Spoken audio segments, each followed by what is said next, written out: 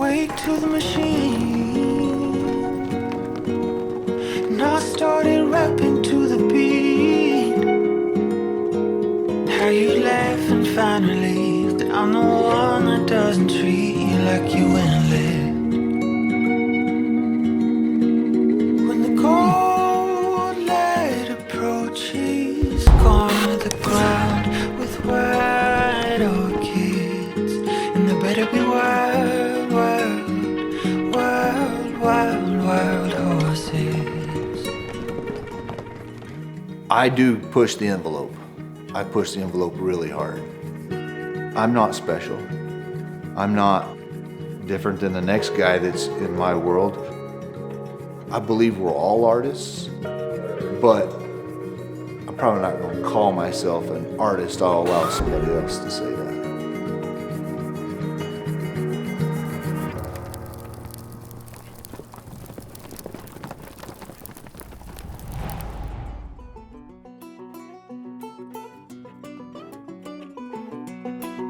I'm Wilson Capron, bit and spur maker in Christoval, Texas. Grew up far west Texas, went to a little bitty one-room schoolhouse. I had 9 people in the school when I got started, so let's just say I grew up in the sticks.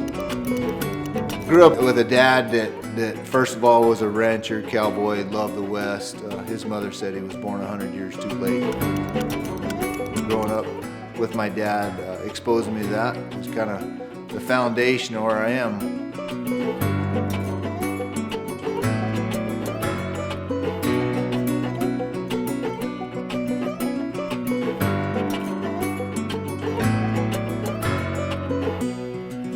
Well, the greatest satisfaction is making somebody happy and seeing somebody happy with what it is that I create and creating joy in their life.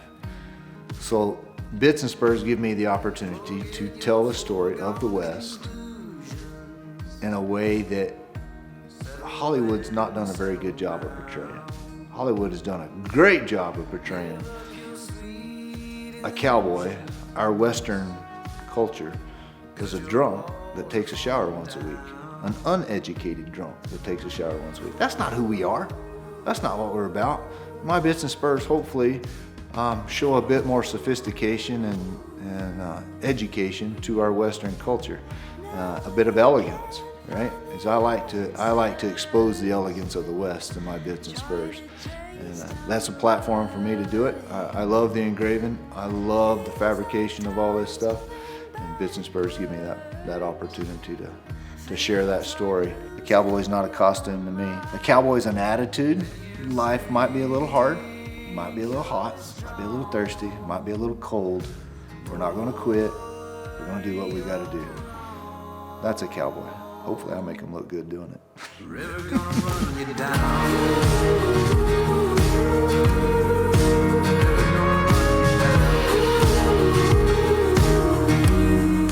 When I was 9 years old, my dad left the ranch. The ranch sold, and his place as a cowboy and cow manager was no longer available. So he decided to pursue his desires in a career in art. Horses, cowboy life has always been a big part of me growing up. During college, roping became a real passion. I got to do an awful lot of it. I moved in with the Darnell family between my freshman and sophomore year.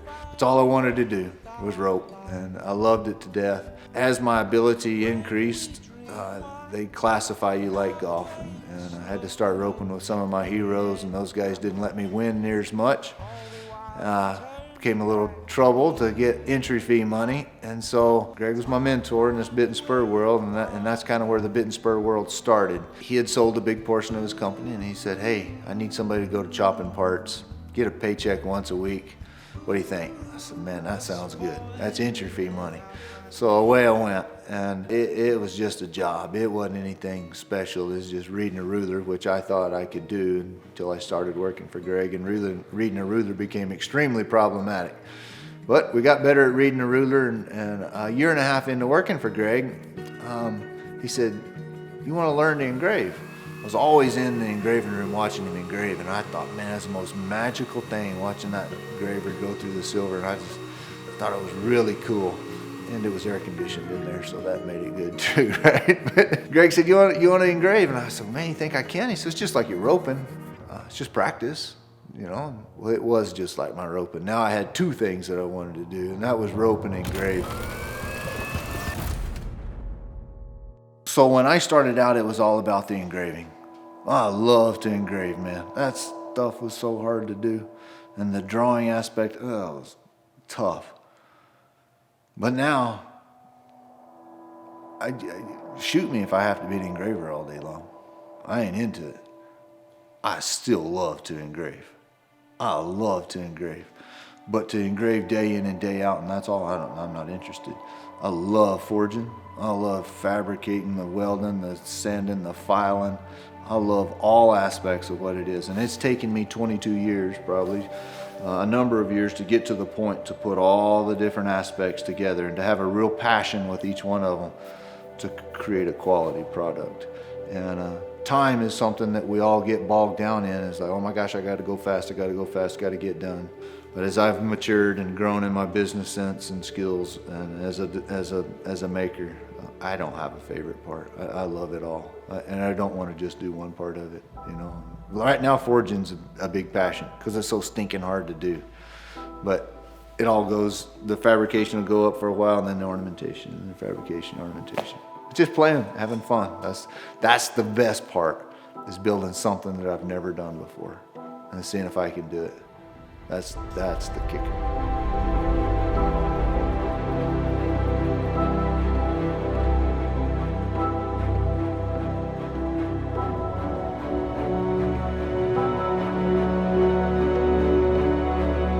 So it's important to know this. It's important for people to understand that do they use your stuff? Because you're a fancy guy, right? And you're an expensive guy. So would you use something that's fancy? Well, I have people that have spent $10,000 and $15,000 on a piece, and they can't wait to stick it in the horse's mouth or on their boot. They love it. And I have people that spend $2,500 on an entry-level type piece, what I would consider entry-level, that put them in a glass shadow case and with lights on them in their house and never use them. They all get used, and they all don't get used. So, and I have some that I don't really want to use, right? They're really fancy, really cool, and I love the artwork of them.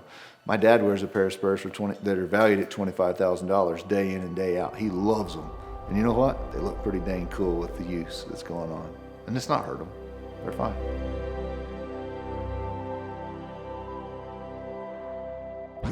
I go back to West Texas. I moved back in with my mom and dad and engaged and, you know, trying to start life. It was just day working. I mean, it was just whatever I was going to do, working with my dad on the ranch and carrying on. And one day he asked me, he said, man, you seem to be getting a lot of orders. You got a lot? And I said, I got a lot to do. And he said, well, maybe you need to quit helping me and just go to making bits and spurs. 21 years later, I'm still making bits and spurs. And I retired at 25 years old. That's when I left Greg. 25 years old, and I've been doing it ever since.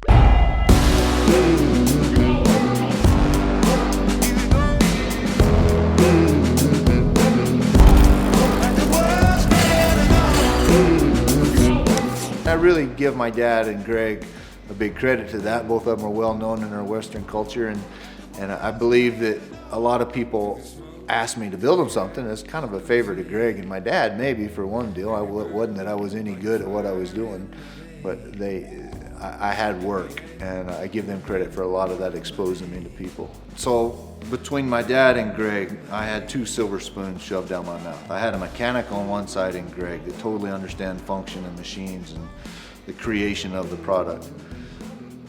And then I have my dad on the other side that refuses to allow anything but art to be involved. So I tried to get out of bounds on both sides. Maybe be too artistic, maybe be too mechanical. And the two of them kept me funneled down this path that I'm on. Right after I started engraving, my dad said, why don't you bring your engraving stuff home and let's do a little engraving for Christmas, during the Christmas break. I said, cool. So I brought it all home, sat down and started engraving. And he said, well, that's awesome, but we better start talking about art and design. So, oh no, Pop, we're not going to talk about art and design. I'm a bit and spur maker. I'm just having fun making stuff. And he said, no. Do you understand that this is art? Everything you do is art. I don't care at what level you're trying to accomplish something, art is involved. So from day one, I had to embrace the word art. I could not ignore the fact that it all started out with design and a piece of paper. So when I first got started, I had a particular customer that was a pain in my butt because I never built anything for him that didn't come back. Like, something was wrong. The color, something was wrong. The brand, something, it was always wrong. It's like, holy cow. And he was a good customer. I wasn't gonna be upset. I was just like, dadgum, frustrated. I was expressing some of this frustration to my dad one time, and he said, well, son, he just wants a piece of your heart. So, what do you mean he wants a piece of my heart? He said, well, he just wants in. He just wants to get involved in the process. He wants a piece of you. You got to let him in. That was so early in my career, and I said, you know what? All right, I'll do that. And that's a pain in the butt, man. But I learned at a very early stage that what I'm doing is my heart and soul. And my name goes on it, but it's way more than that. I have to tell their story of the West. It's not about me, it's about them. And that's what it all boils down to.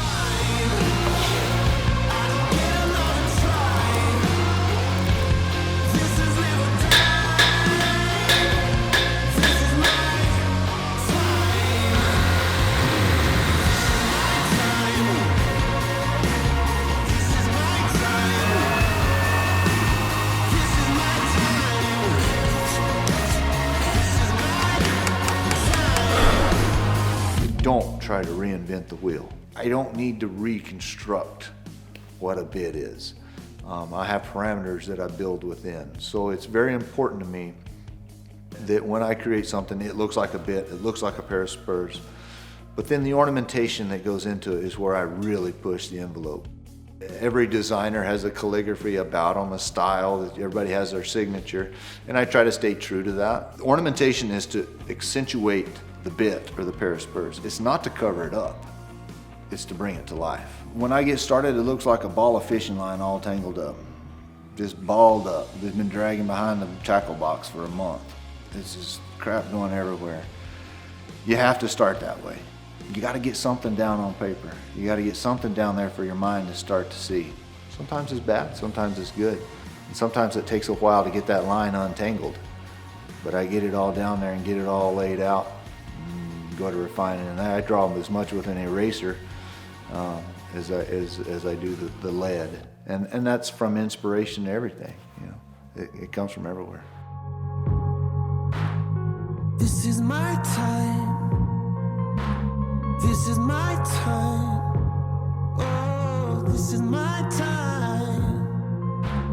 This is my time. I had a guy ask me when I first got started. He said, Wilson, that is incredible. That's the most beautiful pair of spurs or bit or whatever the heck it was that day. He said, that's the most beautiful thing I'd ever seen. I just got started. I said, well, the next one's going to be better. He said, how? What are you talking about? What are you trying to change? I'm not trying to be the best bit and spur maker in the world. I could care less. But I have a real passion and a real drive to be the best bit and spur maker that I can be. And that will never stop. Day in and day out, I can always be better tomorrow than I was today. So where do I go? I don't know. We're gonna go find some inspiration. We're gonna find somebody out there that's doing some really cool stuff, and I'm gonna figure out how in the heck I can bring that to my world and make a statement in our Western culture. Not because of the statement, but because it's fun. It's a challenge. How can I do that? I got a long ways to go. I'm just now getting to my prime. As a designer and a craftsman, been going 22 years. Just now getting to my prime. So between 40 and 60 years old, that's your prime. That's doing something. By the time I hit 60, I may not get up at 4 o'clock anymore, but maybe. Might still be fun, right? So that's what it's all about.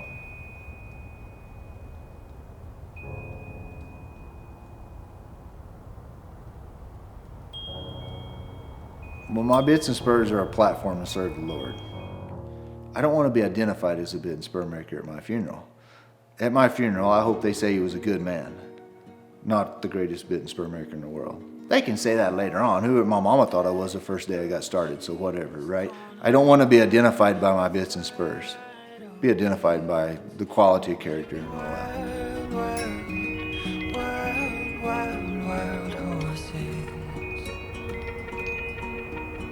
door of the shop's called life, and when God throws somebody through life, then I take care of it. So if my business spurs are jerked away from me, I don't know what the future holds, but I can get up in the morning. My word is good. I'm going to do a good job, be responsible. So it may be flipping burgers. It may be, who knows? But I'm pretty sure it'll be all right. And it's all basically the same thing at the end of the day is how do we serve the Lord and do his mission? And I don't think I'm going to be a politician, I can tell you that, but maybe. Whatever. It's all good. When I graduated college, I didn't know what I wanted to be when I grew up.